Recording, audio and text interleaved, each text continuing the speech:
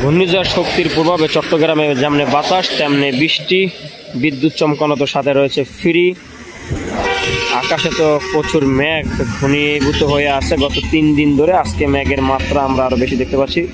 দেখতেই পাচ্ছেন যে আকাশে কি পরিমাণে মেঘ জমে আছে।